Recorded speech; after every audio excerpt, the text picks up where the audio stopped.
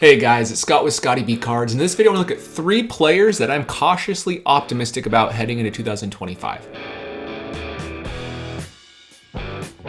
So these 3 players, they're all players you heard of, but I still think even though they may be popular, there's an opportunity for their cards to rise for different particular reasons that we'll talk about in this particular video. The one thing I want to note first is I'm buying these players' cards, but I'm not telling you to buy their cards. They all have relative risk, if not major risk behind them, and I'm only putting in a little bit of money on them. It does not mean that you should go buy them or that I'm endorsing these players as can't miss, because you should not listen to me when I'm just doing my best. There's a lot of things that can change, like if they get hurt, as an example. So anyways, this is my annual video where I talk about 3 players whose cards I think can increase and why. At number 1, we have Vladimir Guerrero Jr. And if you've watched my channel for a while, I've been hard on Vladimir Guerrero Jr. Blue Jays fans think I hate them and I hate him. I don't hate you and I don't hate Vlad. I've been hard on Vlad because he has amazing potential, like we saw when he was 22 years old, where he had 6.7 WAR, 48 home runs, and was MVP runner-up. And then he took a major step back the next 2 years. So I was hard on Vlad because he was just doing a few things that he could have tweaked to improve. He tweaked those few things and he improved. It's not because of me or us. It's just he also knows this. He has very smart people around him talk about launch angle and average exit velocity and all that stuff that we all can find on Baseball Savant. And he had an amazing year last year. This is the breakout that I was looking forward to and looking for before I really bought a lot of his cards. And it coincides with his cards being cheap. It's the craziest thing. When I say cheap, it's relative to where he was the last few years. He had that big breakout. One, he was a very hype prospect, so his cards were expensive when he started playing in 2019 and 2020. Then he had his big breakout in 2021 before kind of slowing down. Yes, he was an all-star both these years, but if you ask Vlad, a 4 WAR and a 2 WAR season when he had a 788 and an 818 OPS is not who he is, if that makes sense. So let's talk about why I think Vlad is potentially a good buy. Very first thing, let's talk about how good his year was last year. Honestly, it could have been just as good, if not better, than his 2021 season. Yes, his slugging percentage was lower, but his on base was almost identical. He had some elevated numbers for the parks he was playing in. The ballparks for the first half of the season, it was Buffalo and Dunedin, and because of that, he had great offensive numbers. Those parks had a higher offensive park factor than Coors Field, as an example, or right around Coors Field. And so when he regressed, people were like, oh, he can't have a big year outside of those ballparks, and he did have that this year. And in a lot of ways, yes, he had less home runs with only 30, but that's because in the first month or two, he had 5 home runs in the first 2 months of the season before turning it on and having 25 home runs the rest of the year. So hit 323, 30 home runs. He had a 940 OPS, and his OPS plus of 166 was close to his 167 in 2021. The difference is league average is just down because the juiced ball is kind of gone now. So MVP 6 and a silver slugger. Only thing is he did have relatively poor defense this year, which is unfortunate. He won a gold glove 2 years ago, but his defense was brutal, and that's a range metric. Some people say if you don't watch him every day, which I don't, not gonna lie, that he actually was better than what you see on metrics, and that could be true. Either way, we can see he improved a lot of his offensive profiling. Bat speed and squared up percentage didn't exist prior to this year, so don't pay attention to those, but everything else is essentially up. Some of it was already very high, but his actual total batting run profile and value was 73rd percentile, meaning it was like in the top 73% of baseball. Now it's in the top 98 percentile of baseball. 100 percentile in expected batting average. It means it wasn't a fluke. He had the right launch angle, how hard he hit it, all of that. His expected slugging was 90th percentile. Expected WOBA was 90th percentile. A bunch of great stuff. Here is his home and away splits for the last few years. Very first thing you'll notice in 2023, where he had the worst year of his career, we can see he hit 238 at home with a 716 OPS and 10 home runs. This year, he hit 335 at home with a 970 OPS at home. So his on-the-road metrics were better, actually pretty close in regards to power numbers and RBI. 16 and 48 last year versus 15 and 49, but 289 versus 313 and an 858 OPS versus a 912. But his home offensive profiling is just insane how good it's gotten. 15 home runs versus 10, but a 238 versus a 335 batting average, almost 100 points higher, is just insane. So great to see Vlad fix that. And I'm not going to talk too much about this, but a lot of other metrics are red and bold, which is great. That means he's in the top percent of the league. And overall, again, I want to talk about why I think Vlad could be good heading into the season. The first thing is I don't think he's going to be as bad as he was this April as he was this last April. He had 3 home runs, hit 229. Then he figured it out offensively, but he was not hitting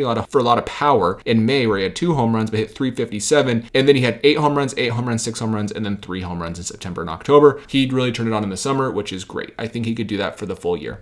In regards to his card pricing, the reason why I'm intrigued in Vlad and the reason why I bought a Dynasty RPA of Vlad, I bought one of his, which I think is really cool, is because this is 2022, heading into the season after his MVP runner-up season. People expected a lot, and it's been high this whole time, and then it kind of dropped. People got not as high on Vlad. He's actually cheaper now than he's ever been in regards to all these cards from his debut, and so Vlad card pricing, if you believe in them, are more affordable right now than they've been historically. They're still expensive, but Vlad still has all the hype. He could be going to the Mets next year or the Red Sox next year. They couldn't agree to a contract this spring training, and I think there's a lot of potential if he has one more big year this year, one more breakout season, he solidifies himself as the best first baseman in baseball. It could be huge for his cards. So that's why I picked up a couple of Vlad cards. Nothing huge. The Dynasty was pretty cool, but nothing major. On top of that, here is just the last 3 years in general. He's also down. His Topps Chrome PSA 9 autograph is up a little, but basically flat or down. Next up is Chris Sale. This one is one I did not expect to make this year. And the reason I say that is because prior to 2024, Chris Sale had basically not pitched since 2019. Didn't pitch in 2020, didn't pitch in 2021 for more than 9 starts, 2 starts 2022, and then he had almost a full season in 2023. The Red Sox traded him for Vaughn Grissom, which has not worked out for the Red Sox. Chris Sale had one of the best years of his career, if not the best year of his career this past year. He won the Triple Crown with a 2.38 ERA, 225 strikeouts, and 18 wins. Very impressive. He also did not lead in strikeouts to walks, but he did lead in strikeouts for every 9 innings. At age 35 is impressive. The one thing I'll note for Chris Sale, the first 2 years of his career, he was a reliever. That's how they leveraged him. And so he does not have very many innings combined with how many years he essentially missed. So he has not as many innings as someone like Clayton Kershaw, who is actually about the same age, if not younger than Chris Sale. Kershaw has like 2,700 innings pitched. Chris Sale only has like 1,900. So it just shows he still can continue. But why do I think Sale has a path to value? It's because his cards are cheap. And on top of that, I think eventually he's going to be a Hall of Famer. That's my hot take. This year is very important for his Hall of Fame candidacy. He just needs to stat compile at this point. He needs to get strikeouts. He needs to get wins. That's what Chris Sale needs to do. It would help to get a top 10 Cy Young finish overall. But let's just look at other pitchers. So here are all pitchers all time. He's currently 49th. If he can get up to about 2,800, he's basically a lock for the Hall of Fame. It's only 400 strikeouts away. That could happen in the next 2 years. If he gets to 3,000, he'll be the 5th left-handed starter behind Clayton Kershaw, who get in this particular year, all time to have 3,000 strikeouts. And there is a path to that because he did lead the league in strikeouts per 9 innings pitched at age 35 in 2024. So I do think that's going to be important, those strikeout numbers. And basically every single person is in the Hall of Fame that's above 2,800, and he's pretty close to that. So what does Chris Sale need? We already talked about it a little bit. Pros, overall Triple Crown winner, 1 of 22 pitchers ever, which is amazing. Cy Young winner, 8 top 10 Cy Young finishes, 7 top 5 Cy Young finishes. That's great for Hall of Fame candidacy and peak that we look at nowadays. 3.01 career ERA is amazing. A 140 ERA plus is amazing. Cons, he only has 138 wins. Health issues are still very scary for this particular year, and he's old. He's going to head into his age 36 season. What he needs to do, he needs 386 strikeouts to get to 2,800 and 586 strikeouts to get to 3,000. I think he can do both of those personally, but I think if he get to 2,800, that's all he really needs. And he needs 12 wins to get to 150, or if he can get 32, he's around 170 or so. So that's what he needs to do in order to become a Hall of Famer, in my opinion. He only needs 6 more WAR. Once you get to 60, you're kind of solidified as a Hall of Famer. It's kind of what you need to have to really have a strong candidacy. There's examples of people way over that don't get in and people who are under who do get in, but overall 60 is a good bench line. And on top of that, I do want to point out what his projections are. He's projected to have a good year this year, a 2.99 ERA. You'll see Max Fried here. That's because he was on the Braves when they made these projections, or was projected to be on the Braves before signing with the Yankees. He's projected to either have a 4.4 to 2.1 WAR this year, and that gets him closer to that 60 mark. Overall as well, really great Baseball Savant page. And I want to compare now card pricing to other Hall of Fame caliber pitchers that are still active. Clayton Kershaw, his Rob Bowman chromatograph is $700. Justin Verlander is $350. Garrett Cole's $175. Chris Sale is $31 right now. I just think there's opportunity for him to move up, not to pass those guys. But if that's how we're viewing Hall of Fame pitchers, I think he could get there. I also want to point out he's actually not that much older than someone like Garrett Cole. He's only 35 versus Cole being 34. And on top of that, I would argue he is is positioned much better than Garrett Cole to be a Hall of Famer. He leads him in everything besides games started and win-loss percentage because he essentially had 2 years where he was in the bullpen, and that's why he has a lot more games pitched, but about the same amount of innings as Garrett Cole. Interestingly, though, 2,400 strikeouts versus 2,200, and last year Cole had injury scare. I know Sale was hurt at the end of the year with something, but overall, this is me comparing these two players and saying I think Chris Sale is closer. And the last player is Julio Rodriguez. This is like the least hot take, but my thing is Julio cards are down, just like Vlad, and if he just has a hot start, a regular start to the season, if he just learns how to play baseball in the first half, I think his cards can finally rebound. He's only 23. Well, he's heading into the age 24 season, only 24 years old, 16 WAR so far. He has 2 top MVP finishes, and his ceiling is an MVP winner. So he just needs to learn how to hit in April and May, and I think he could have major value. He's projected this year to have 6 WAR, 6.1 WAR, which is some of the highest in baseball, and his card prices have dropped quite a bit. I wanted to show he's actually kind of gotten worse every single year in some ways. We can see that here as well. As OPS plus went from 147 in 2022 to 130 in 2023 and 116 in 2024. If we actually go look at his home run totals, they're pretty consistent in 2022 and 2023, but they did drop in 2024 to only 20. The good thing about Julio Rodriguez, though, is he is a plus defender in center field. This last year he had a 734 OPS, which is still a 116 OPS plus. That's like his floor in my opinion, which is pretty solid, but his batting average has stayed roughly the same. It's just he didn't get on base and he lost a lot of slug. So let's jump now to his home and away splits. This is the big elephant in the room. This is going to be one thing that could restrict him for the rest of his career because he has a very long-term contract with the Mariners. Unless they fix the batter's eye in Seattle, this could restrict his values. But overall, he is a 264, 774 OPS guy at home versus a 290 hitter with an 826 on the road. And that was reflected this last year with a 242 batting average at home versus a 302 batting average at home. And everything is up. His OBP is up on the road by 60 points. His slugging is up almost 100 points. OPS is up 150 points exactly. So that's his biggest issue he'll have to deal with. But like I mentioned, his first and second half, here it is for his career and for this past year. He's a 264 hitter with a 740 OPS in the first half for his career versus a 300 hitter with a 903 OPS in the second half. And then we can see this last year, 267 versus 285, 690 versus 818. Home run RBI split is even, but overall his rate stats are way higher, which would translate to more power and things as the season progressed because he had a lot less games in the second half. Other than that, though, that's the big thing for Julio. And we're going to look now at his cards. He's also very much down since 2021. This is all the data that I could get from market movers, but we can see these are just like a couple examples. These aren't cherry picked. These are just cards I could think of. So his BGS 9.5 refractor autograph, this card's down 19%